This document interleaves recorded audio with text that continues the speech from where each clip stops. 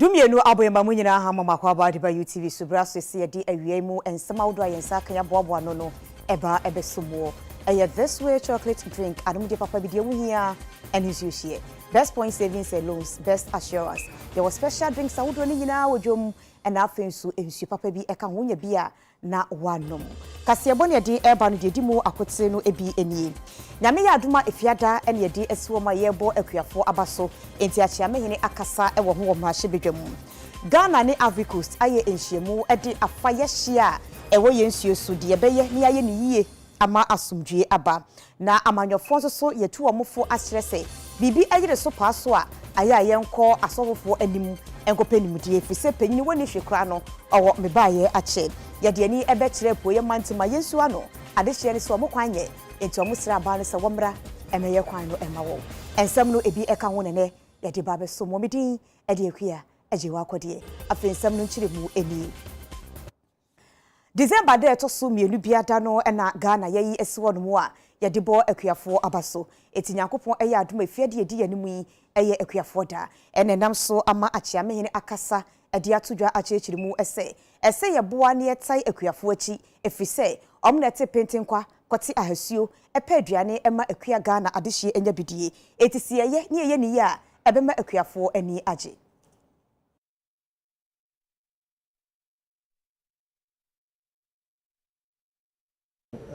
Honorable members, I should not have a problem in granting permission to the Minister for Food and Agriculture to make a statement to celebrate our hard-working farmers and to observe the 38th edition of the National Farmers' Day. But the minister should be informed that he cannot always come and sneak in to do these things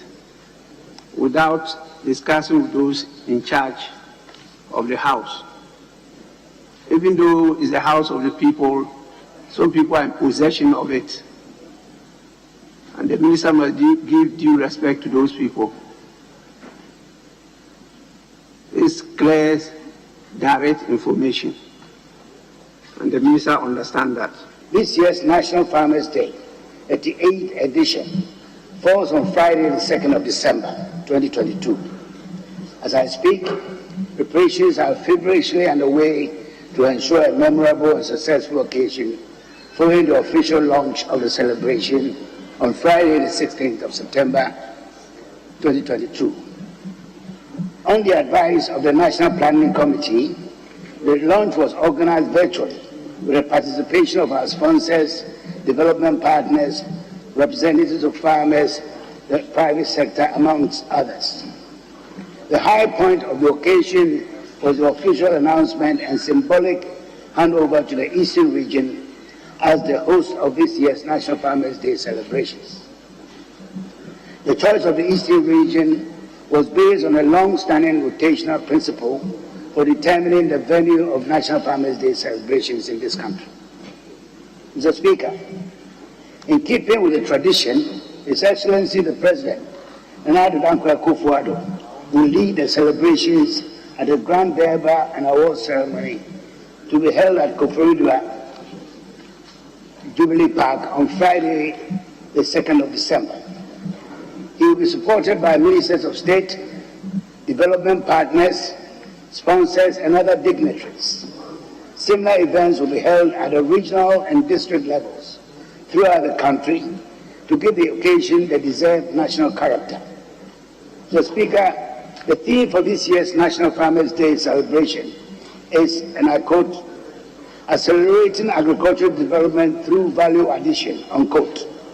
The theme aligns with the government's vision of modernizing and transforming agriculture,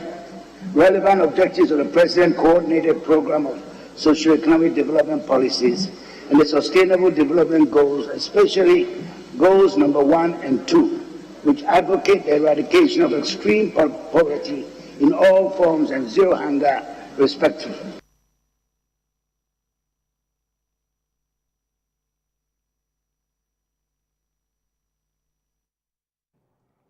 Na wantwi kakra ewo Ghana ni Cote d'Ivoire ntem efa ensuo so ahye ntenam so emane court edi asam no na mpenifo pese omo de court nsam no ye adwuma eno nti omaba be ye nhyiemu ewo enkraha apɛ kwampa amanu mienu befa so akasa na asomdwe aye adwuma na ensuo so ahye no ankofa ntokwa bia ameto yentem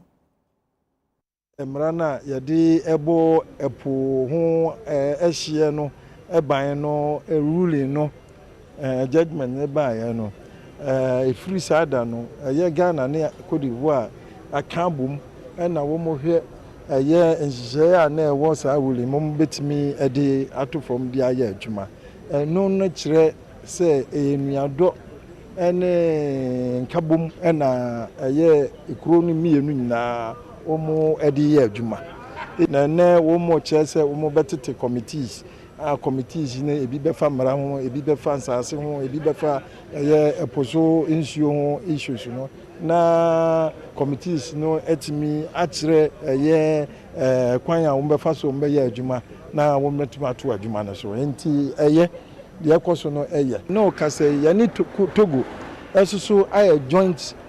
committees Ghana boundary and Togo boundary ya kan bom ya de esi ani omienu ne esi anyansa se ya ntwen mama nso mansa na emum ya betena se na yesi nkonwa ne aye nhihye bibia atutu bibia yi se de ebe ya ntiase ebeba na aye adwuma. Our mandate as a boundary commission give us the authority to be able to negotiate with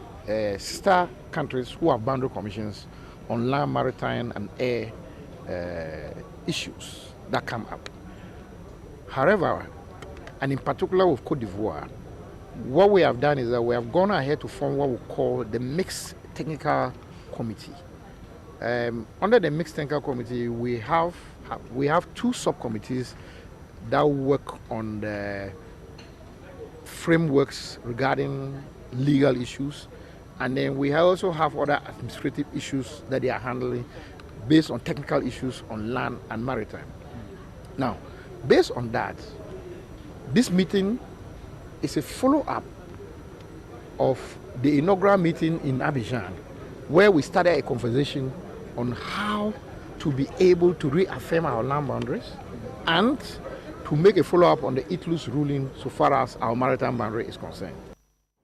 Ghana mampenyi dada yewura John Dramani Mahama na wakasa edi atudwa se ebagina yesie bi ni anamontuo bi na yetu edi afa amanyosem ho a etwa fata se amanyoko no etimi ekọ asofo ne nchen na omokwaji nyansa ne hunumu efise omo eni hwekura na omo me ba ya che na aboa yen ama Ghana amanyosem afa ne ntuma pefra.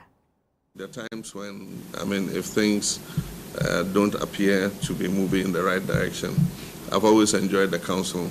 of not only my pastors, but some of the members of the church come up and say, pay attention to this, because we think, this is not the best, or this is not going right. And it has helped me, because often when you rise to a position like that, it can be very lonely. And you can have a situation where you are not in touch with what the reality on the ground is, because of course, you get cocooned by a cabal, let me use the word advisedly, that prevents you from actually being in touch with the reality on the ground. So even when you go to church and you speak to ordinary people, who have no reason to lie to you, it gives you a better sense of what is happening. So I think it's a good thing to belong to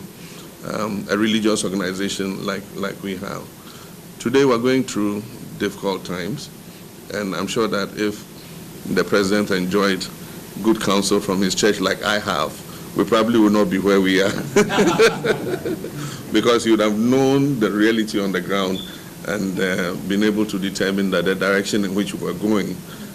is not really the best. But like I said, unfortunately we are where we are. And so I think that not only the church, but all of us in leadership, must contribute our opinions and advice and suggestions to see how this government can begin to turn things around. Because like I said, in WA, all the political parties are in competition for leadership. And so you cannot be happy that one party administration is going through economic difficulty and you stand and gloat over it. I mean, we must contribute what we can to ensure us. If you sit and laugh and you think that you're happy with what's going on, you may not win power in 2025 to have a country to govern. And so better to work together and turn things around. Ye nam na ye srasra ye members ene nkrofo a omobua ye man enti for example last week e kotun for ho ene yaba His Excellency John Dramani Mahama ho essence or ye member of Assemblies of God in good standing on ne yere enti no anya ono nkwa ebeko other places yebeko presidency yebeko other institutions na enu akwakodi nkitahodie na share President Mahama no e kasa fa Ghana ho kakra se na Christopher a ye wo amam nyosem no ye representing Yesu Christo ye ma ye ne ye enkyere se ye Christopher iwe su na sanka ye ho se ye mmompae ma ye man Ghana enti no ye insre bia ye nama ye ne our major stakeholders enya sankitahodie no Amamai ahodro na omo ewo frata bidie no ehwo meche voter river no te se Ghana, Cote d'Ivoire, Burkina Faso, Togo, Benin and Mali no aya na empempi no ye bie tadie bia na ababetwi afomusu entienam so ama Water Resource Commission ekuo no enhye abanyase womo any Voter Basin Authority for akabom aye bedwom adwenche ne kasa hodwumedie amasa amaya ahodro no bedo mo ho so na ensuo anyiri amfawo. Water Resources Commission and Water Basin Authority and one more account to Mapamo Anoa, upon Funshie we and as a stakeholders workshop we no, one more a share a man or a basso. Now, one much say one more a year, no more to me at the upper quampa mefaso, Nandy a suiri and nothing so, or Pebrania yana a unity, a mama who doa, Frau Siono and as a Water River no, a tenant for honum to sell my Ghana, Togo, Burkina Faso, Cote d'Ivoire, Benin and Afe Mali, or Chemo Sama who do say a suo a yiri ewo honum and I say. Opebra ne bi eyiniti e wo saa ma hodwe su a aya na mpempi no ano anonso ano no den kakra na emum no so mu hia ntem na ne omto ato adwene no ehwe kwan pa omefa so aso ano eno no ebe ya afebon so ano permanent solution a enkonkwa ye animanim yi ade tempera enti we no wo mu ejina enyoma bi a asi atwamu so past experiences bi a ebi ansuo no toye anaso opebra ne bi yi niti ebre bi atwamu kɔ so ehunu a wonu enya ye edi free nwu na omotimi ehunu ne ama omde begu akwan mu ede aboa ne nso ano ni nyina ne awɔhwe akire secretary of openi ede ama Water Resources Commission eye Eradwa Pentel wodin sem atudwa Mali, Togo, Cote d'Ivoire, Benin, ini Burkina Faso no.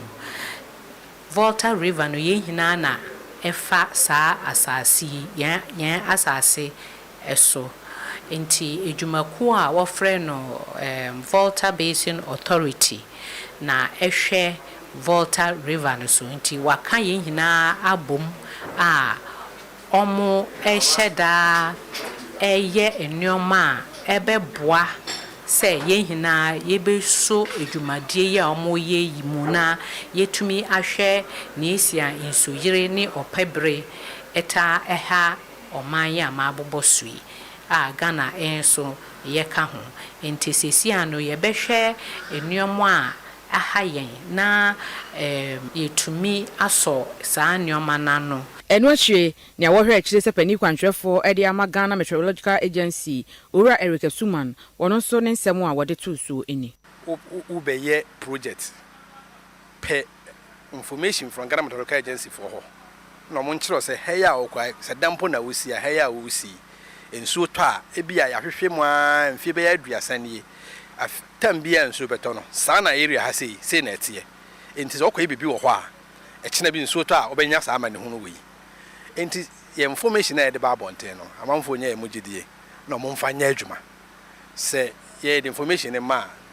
pempi no ya akɔ de ansana be kɔ amanfo no nyina hokra na akɔ bibi te se na admufo ho omo de sa information na omo de ye omo so omo ho boabo a enti bi okra omo so kra so timi de sa information na sam bre amanfo no biem se bia de metu fo kan ni enti e bia obi ya ntwe ne ho se hwe o de say voter o de say river sia edu ba bia na ebebie dam ewo Burkina bagre down say bebie ni pantwe ne ho mfiri ensuo no ho because e bia nsuo na atɔ no na no so ba be ka ho a be ma nsuo no mu ahiri afa ne bands ne mu na ni pastela ate ho ye masa information no ehun hia yen Abato komisa esigina yese Ghana card ne nko an obegina so ede atweredi ne ede ato aba wo mfempi mienu ene aduonu nan mu na NDC amayeko no ache omadwen MPP ache omadwen eya yetwuma mentwe eno na owura Emmanuel Bombade a wono eye amansanka mukoni na musinia wakasafa amanyosem ene asomdwe ho asrese se bibi sesi e twapatase yetenase yesuesu adwene yebobo ho ne yehwe yie ne de yie tu yie na ama enema akoye no ntino empenifo ensin kunwa wasa gina yesie no eho. Ebra Senior Mediation Advisor, UN Department of Political and Peace Building Affairs, Ora Emmanuel Bombade, Warden Nsem L2 Jano no watch say, Sabato Commission, no Electoral Commission, Eddie Adventurana Basi Yenusu Ghana card and Nkwani and Fanya voters registration or my Ghana mua, was a me montungu and me who say a beer and yet at the papanso. Nemuno, a betimia Basa Adventu, a two betimi abahon, any Amanyokua would political parties no na fee, Ghana this year in our general public no, a betimia shia, no matter to adwene where the adwenchireba no we di adwenchiraba esan se nyansa sebi eni ba akofo tirimu wo se ebasa no a enya de a menteme ho ase bia na afa anye ndi bia ebeyi ni ti ewa abato a ye de ebehye so ni nyina na se electoral process ni nyina eho na anam so ankwankofa oyone anase menteme ho ase anase ewruka sembia amama meja abato a ye de behye so ni nyina so ye pese gidigidi ni ho ye ko elections a nipa nyina accept say Ghana card voters card ye yina Ghanaians we have accepted that will be the move into your policy nkwa how the policy then is translated to carry everybody along. Truth, sincerity, fear of God, these have been ostracized, completely eliminated, bastardized from our national life. What can be the end result? It is where we are. How can truth, sincerity bear bad fruits? You cannot hope to harvest apples from thorn trees. You cannot expect apples to bear thorns. Hypocrisy, opportunism, these have to be watched out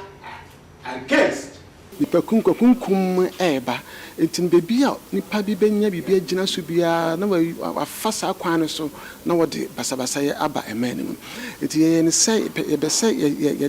didwuma bi ye asomdwe be basa me nyina na ade no so no eba ase ha enso ha enti botaba kwan fire na ehia se be se ehia soro national forum ha se ehia dia ewo esoro na yen chase no nkomo se den na yebetimi aya be masa sa asomdwe na aba sa mia na ebi nso emma aha emra so se yen nyina se ebo ne tofa yen nyina ye kabom na ye hwese basabasa yo a eba wiase no enne se esan by extension e bagana no isi ano kwan okan bibi ti se even in the military wo Burkina Faso impono wohwe ma ye wo bless campaign crofo ena yesan wo sankara crofo eno na anyini abesi na ade bia kuku if sanema we wo ho a enye den emwayen nti as political parties na si etimi hu se Ghana first na bibibia ede basabasa yoba no esesi ye jade ba kwa eba ye pa ye nyina ye kan ho asem ne NDC fo ye nuanu NDC fo omo pese omo be kwa iPad efiri se niema bi anye den ankoyi efili se emra so se ye nyina ye kan ye tubom na even President Nana Danko Akufo-Addo will reach out to them for the peace of this nation because ebufu na ekuta womo ni isi fo no se omo de se ebufu no the next election ma emmoa Ghana. One or more according to Tia and in dear Eddie Afasadi a bo a dear any pardonimu. A two or more for whom or how no mature psychologist no any pabe a hasa any a dear watch in 386 and in 24 aye a mambrani a manie a dear more aka econo. Na econo mudoso pa ne bridge mediano ecosono or swap for bedia or no share upon mudenso on when young for gifted nana a yellow mesa eka such as some wabano or may mama econo fan into my penfra. Aye woman ye inductee psychologists for any counselors for the top repeat no be say be mo ho a wo say wo counselors wo psychologists for wo to for wo ehwe nkrofo wo ehwe nkrofo adwen mu nsem wo edit year to year na repeat no mo say obi a onko school da obi a onim nia oye na friend ho so oye counselor or psychologist, but when we anchorophobia, womakoji, titiano, efremunte, they are well vested, so woman nimia, one more and I yet that woman DNA. Afuto Emma say, well, Mojuman, because who say, Yanina, we fear you may move, baby, and I'm saying, I am, but say, because of the stress level, you might come into them, watching cranium. But you are we be say, and I will not drink that one. I say, now, so not on your body new, but the stress not across say or be in such a way or no names now or be we need people I want my cosantity anymore. Now, no more anyone matters or my come on or go through the back row. Now I said, be a woo, be a channel. Why depression or those the man who need you be out on the Becassa, no, did not drink, no, ABC. Say yes, near Wolfemono because at times we cause TB anymore. We need near Wokomudia. Say we are normal, but now we are normal. Now we need a bit more. One more and over cause anymore. In some to me to 2 and Quamo, your human moon, some your feet, some any do draw. I to me high journey. I need you beer. Or no bekasa na watching abifi enti se oni akono emphasize atiti animu na onim the way as I say or no faso kwan as I say no faso na nankasa e di na dream pe na eya entomre no na enkoni enti we need such people. Say you juma wo hospital na clinical psychologist ibi ba na say no say or diabetes cra na de offend and high blood pressure na bibi dem Doctor to make a day, ombra number who not to know for offer the yare no ho. It's unknown your counselors, I was them clinical health psychologists. You will be them so where you juma wo banks, where you juma wo industry, you can de industry officers say office no wo de crofo ye juma ba juma no on kwenyim.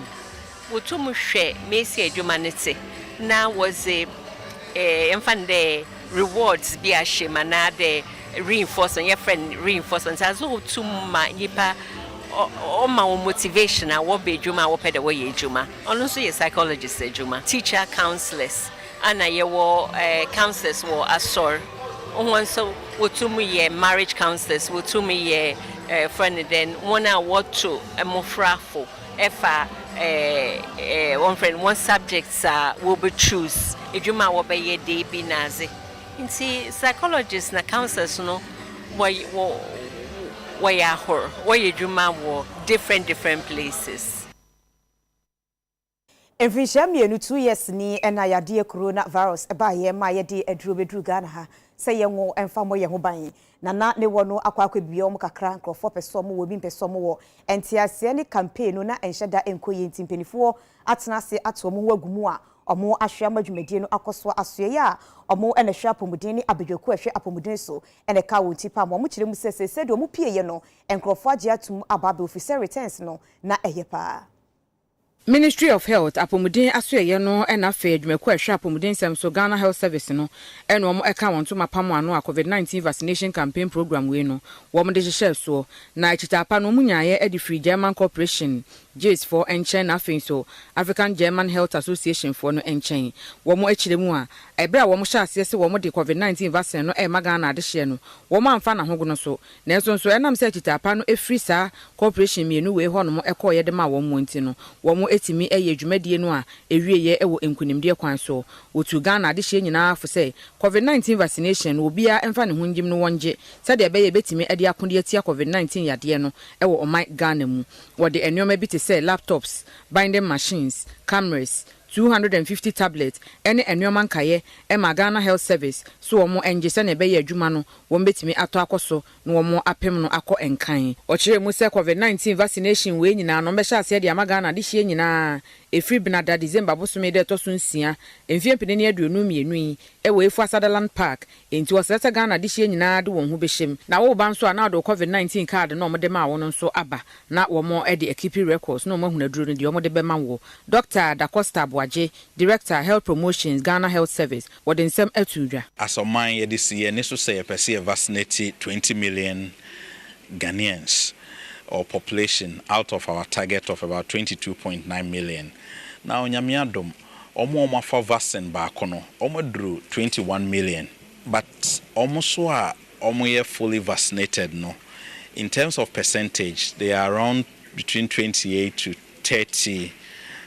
thereabout, if my memory serves me right. Now, Ninyana say, ye koso ni ye ho, ni use strategies bia I bet me ama Ghana for abefa vaccine because eno na bebo ye ho ban. Enti yen susu anaye nisu ades ho ne say Ghana ni bia so wafa 1 dose, say Johnson & Johnson, say AstraZeneca. Obia so wafa 2 dose in terms of the AstraZeneca and the other vaccines no. Uwa ho kwanya say okokofa booster dose ne so. Enti yes Ghana for say obia wa vaccine no a opeso offer booster dose no ebi wo yen facilities nyina ko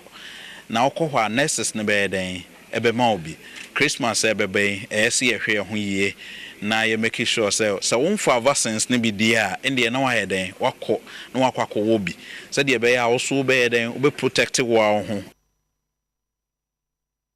Yawo district mining committees eno eye abeyoku awodra yabo ewo mantem awodo ni mo ehwe ama galamsey no yetimi akon atia na no so afa be de echi ohwe sase ne obo ade ne paso ne fa eye fom agudie onumanyafo George Mbekuduka de ato nsentwofo anim say ye ka galamsey no a aye mo wona omo eye committee members wo district ahodo no susumudin no omo anya omo adwumafi say bi mo atenase a omodo omo sa hwe dem refam odin say we nyada etudwa ewo enkran ekwan ne hye omo eye di afaso akon atia galamsey no.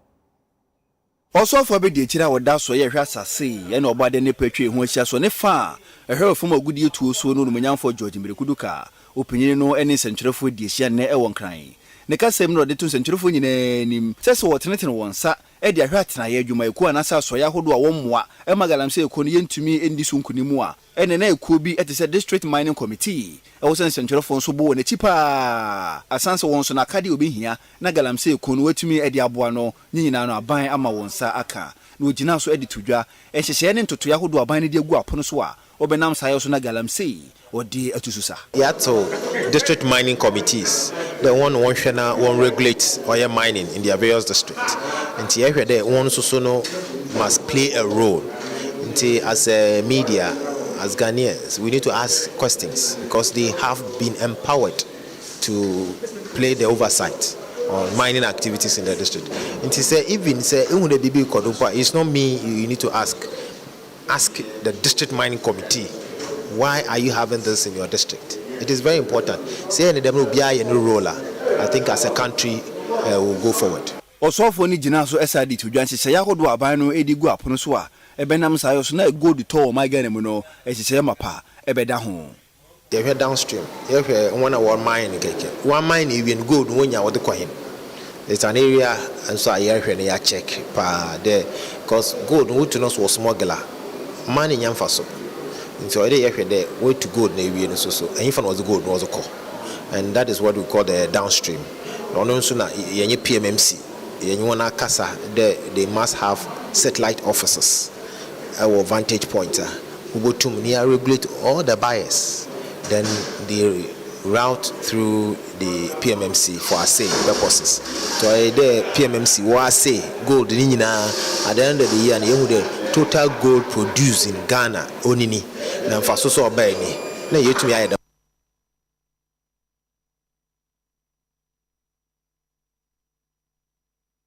Adwadie nhye mudi eto sonson akoso ewo enkraha na efenuane kwayo ene anomudie kwa befa so a yade abefo eye technology ebehiem na akoyi na weni dana no egina ebibre atoye afamiche West Africa na dwumadie no ekoso ne penifo di afutuo ama se eba enuane ene adwadie hyehye ahodo na efakwe ho no a etwa fatase yade abefo kwan no ewuram na aboa ma na kwayie akwanimu na amamanfo so aduomu ahyemafise kwayo de ye kase yekoso ayen dada no a ebeha adwene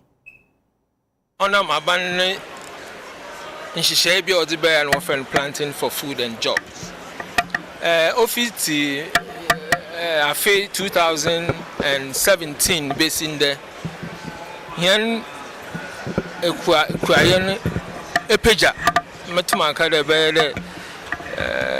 more than 100%. Nti one man do baya oban we budu this year cry yes ezibano boy ezen is cry eboko na ezibano wo ho na mbiri pi me yehu yi de hen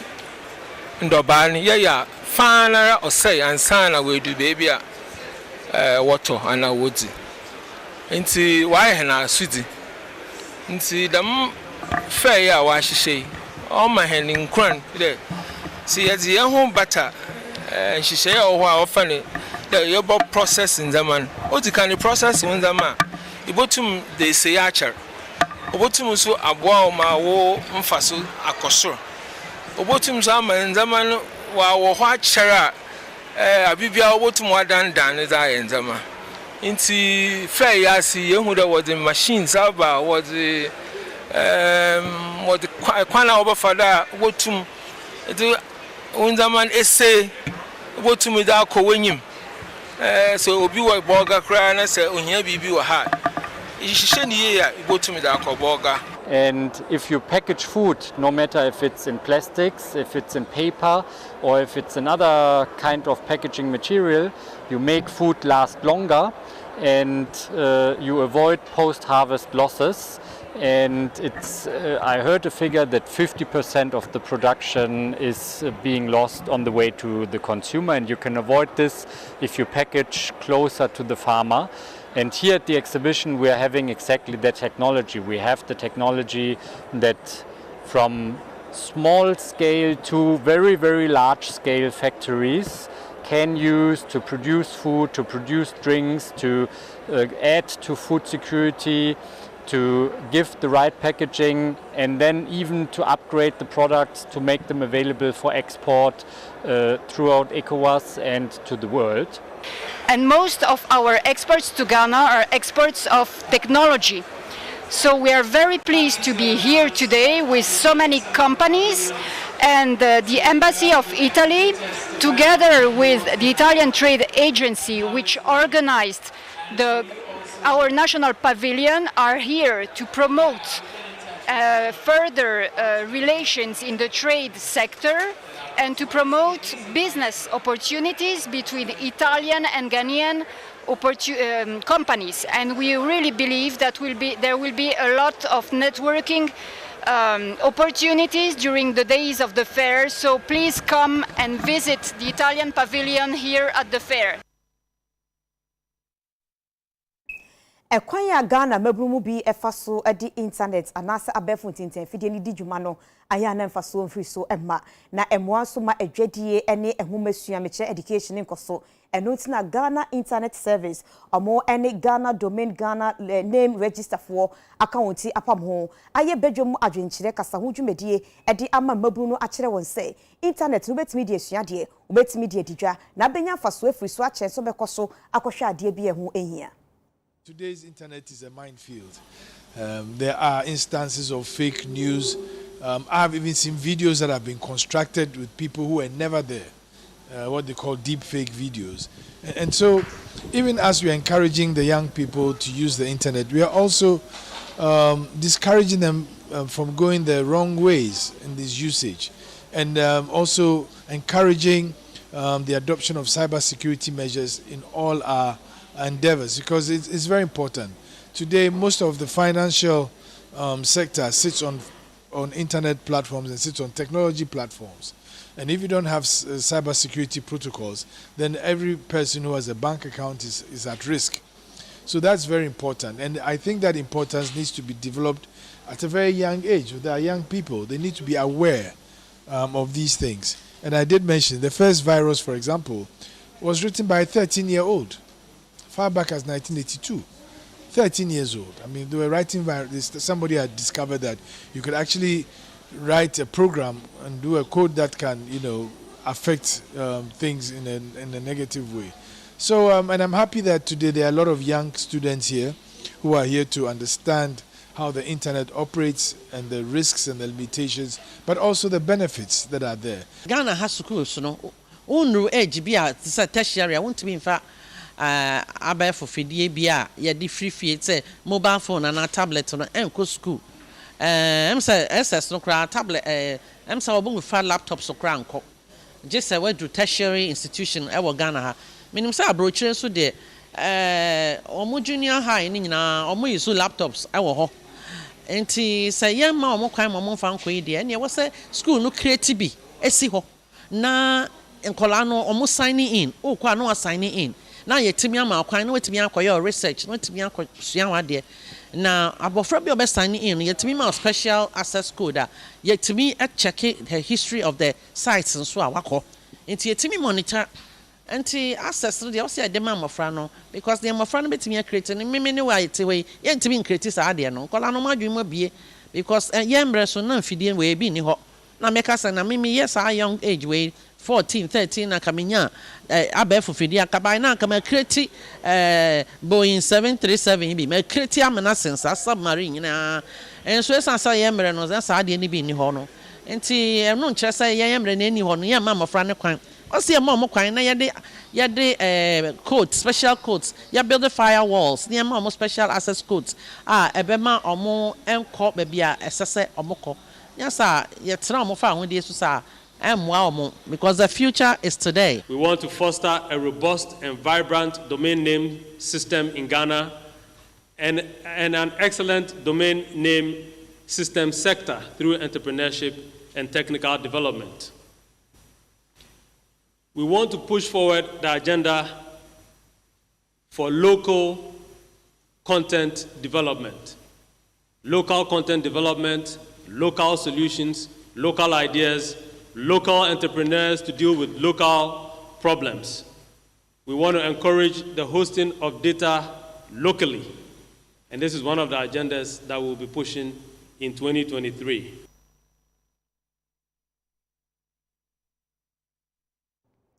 National Service Scheme nim kwabata wa santimanti mupenyina wada no eye Owura Alex Opoku Mensah na ne ho sensem abaga na ha se kire se wakọ menhia abaya resabia kodidi nurse ni bia tem esanse nurse ni no afre ne ba wofie abunanimutia enti ho sensem ba beye deja enya asam ketwa kura na ene mpenifu a omo National Service Scheme ni mu ade nkrata ba se opanyini no yeye hwehwemu e woni nsam ni mu na wontimi ntina office wo man hwehwemu ni koso enu ti boni baka se ya suspend no ya twe no asensen na omo wie hwehwemu no ana omotu anamo wo ho na edi kan no Ghana nurses for omo kabom ko Ghana ha se no omo ade nkrata ba se eja Poku Mensah yempamo no yenyi no wadi efise ne gimadie ne nsem wo kan no enkoye na sesi ya suspend ni omo kiremu se omo wa asam ka wo ho enti ye kwa omane so na ye ne perpetual fori ampofo a wo ye president edima nurse fo kamuko no edi enkomo anti befe ma he ye ne o na pomwe yami adomboko no so ye hu adumo se eja Alex Opoku Mensah ye se ya suspend no ada na mo se mo mpene so yi ye be da pleso ye issue your press release ye se papa no ye some na okaka ye e wo audio ni mu a o tu ne ho so ne regional director obesha ma ya transfer obi ye obi edi obeyese no sa di bre no kura no enya ne dia o eye Ghana for eye dia ye dia ma ne se onso mo ye ento ni hu to me se obena tikinkinkim akomensia district hospital no wakọ trusting net na wakọ na tempen ye osi ye no hospital bia won instructed doctor for wo doctor penny and then for ye wo nurse penny eti wo du ho a wo so go ago na wo hwehwe penny e wo fi na wo bibi kan wo ne na kwakoka eye den na wo ko ward na wo tumi ne nurse akoko kasa basa ema ebi kan ye ni na de ye kan se ye yi na di suspension no ema ye bon to ye yem who suspended no one year investigation 1 month aday okay audio na yen na yetie no anya bia ni pakro na okasa wo mu no enya Mr. Alex Opoku Mensah na me pacho ya hospital ho no enya ho no call e investigation bi mu ne perpetual Mr. Mami Misa o asamu ba ese ye hwehwemu na ye di ye tu ye eti se ya nye hwehwemu Misa no na se yi na di outright a wonyini se ye bua no attention And you show no almost as that. Some national service scheme by no. It's not suspending no. Almost it's a movie and would differ so many years so in almost you know. I was talking to someone say, and you know, so open open I suspend it, you know. Open his say, pa one year, one year, your year, you know, or the Nimbuasia, Abre National Service Scheme, or the Nimbuasia, Abre, Petition no cry as regional director, or the Nimbuasia Bregana, as a name, and I don't know my name, and to be a dream no more. I was saying, come in. And as I suspended, no, I come in and buy near the Shasemu, Ubashano, near you know, or say another place or part of service as another director will be before. You maybe, as I said, or not fit to hold any public service position. Oh, Eddie can buy no, now much them say, Nasenko phobia, say doctor no, actual a drew, Edima Akoda, ne Burakra, and what so. A junior doctors, no so den crata by Jim say, yes, sir, and it's here. Enti omuzo so no echire mu se mu so mu nsema moka no ase contradict kakra eno so mu so mu say oh say yeah release no so what kind pa we want to be there all media engagement ya nyina ya ka kire media na say there be ento sa asem no enya about medication error there be and one say doctor kire dro pharmacy are supply the omanya mienu ama patients no nurse no eyenaduma say obe advocating for the patient and to the one you say oh for doctor say doctor e do na o try no mienu wo ma yenya o bra better and I say bra be use system no so say be ya enko ba na say patient na wo so triaka abra yen say e do me ma no o friend we nya no ne cover doctor and a friend no Onyano, nurse Minyano, no senior, but not a doctor. Or say a doctor, no, or catch it and say, now then a nurse of our own fact. Now, I something, you know, almost so. And if we're almost, or no friend nurse now. No nurse in the cashier and say, I assume it's a doctor and say, what? If you can't open me, and I'm a friend, one fact. Yes, and I'm a show, and she bombarded in a brown hospital to see her. Let us say, drone, and I said, the useless system. Or see me super pie on CSS, no, and then I can no watch the set on the hospital to see her.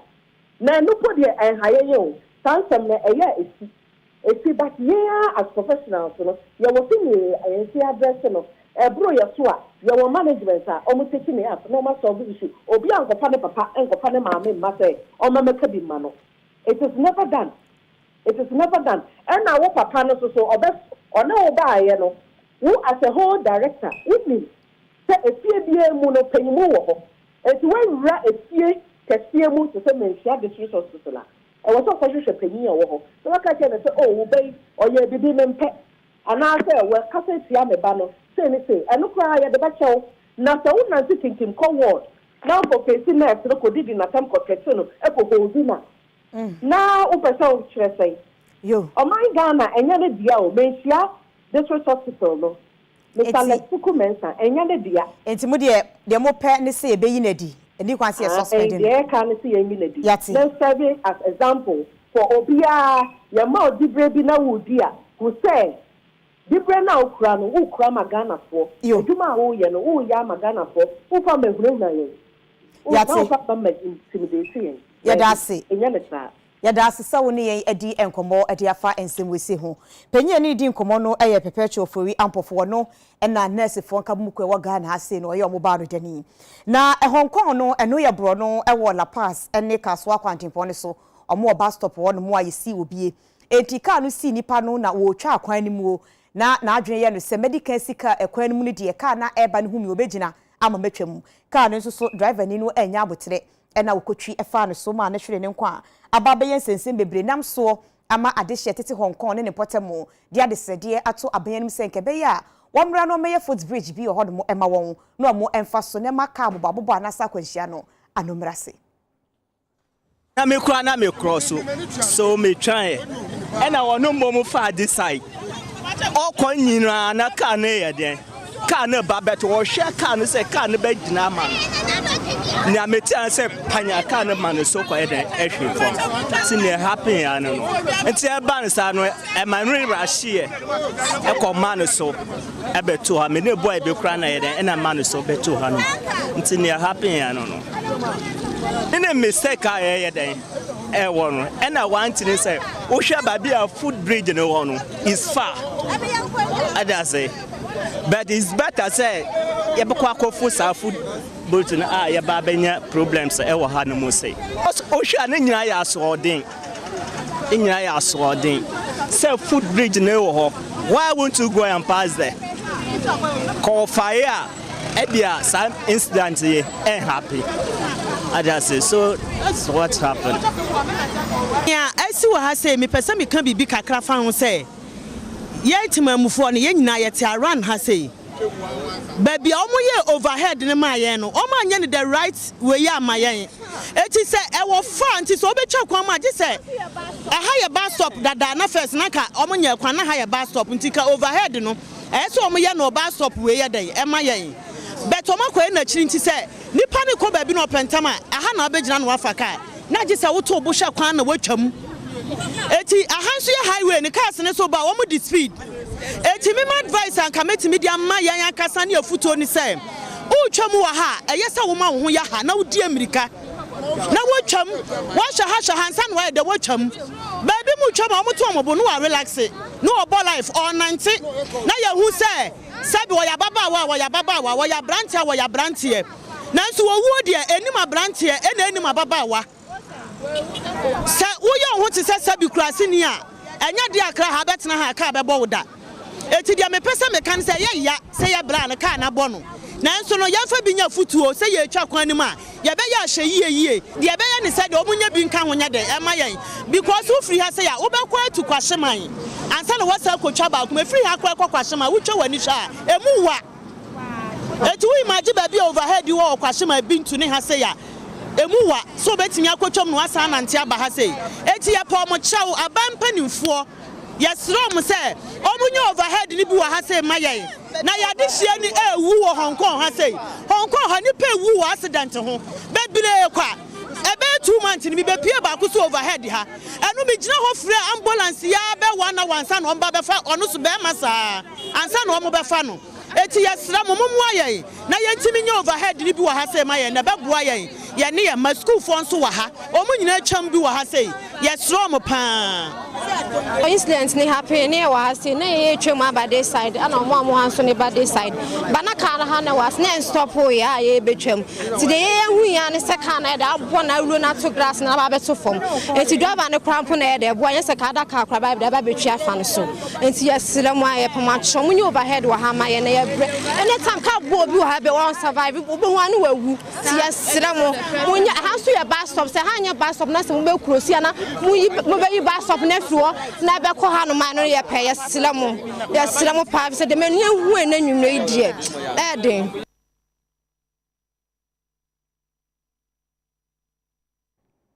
yeto akase bonu so ade akọ yanim se etiefo bekaya eye July da to so enkono ewo afi wese mu no UTV yede anigidi adwumadi ebrem yato yede se United Showbiz na eba no se frefrem krofo momoba na oma ba bekasa na ama McBrown wono enete adwam sa bre no na wona ka ne ho madwumadi no ekoso no eyobi te se Kwame Asari Pediako eno eye A+ Efia Schwarzenegger Mr Logic ene wona keka ho na asem ebeto apaso na ekopa na chese Owura Bernard Entwibo Siako eye chairman wontumi wakire mu se kasa ne nyamuo no yagu ne ho fi eno enti wode ye court UTV yede ensem eba montene bepa achewo ye cycle ne nanso kwakisere no senke be ya wonfa nche ye na so se chinchine atwan court nti obekọ akodi na asem ewo court ampa enne court eno ewo tema mechire tema high court eko asem ne so na court koy no mutena ase edi asem no omonsimamu eka nyina ne se eye father Dr. Father Dixon na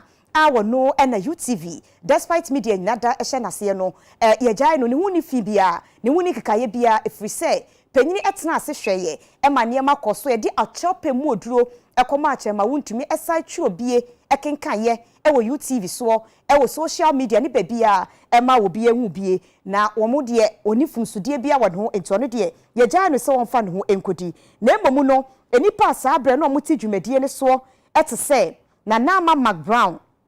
Kwame Obin Asari and now face Mr. Logic ne de yesi omu entua 180 Ghana cedis na afesu Valentina ejewa a ye friend se afia Schwarzenegger ne de na fuadu 10 days wonfa enkonkodam na wonfa somo man no ofrimu fipe na wode aye asuade na court agina so edi afutuo ama se yetina ye radio ni ye TV so na ye adwuma yenka ensamo abema asomdwe no aba na mo kiremu se UTV ene Father Dixon de achopa baye eno nti no yesere ye no na kese mpenifo esomuo na wanso de ba court ne de Father ni UTV de omo eni ase ne mo nipa na woso sabre no ene yeso mu entue sika ebrekro na mu no afia Schwarzenegger woko afiase enafuadu 10 days a wei eye UTV ena afa so chema wuntumi sensem a eba ye wo United Showbase so no de court aka ebua eno no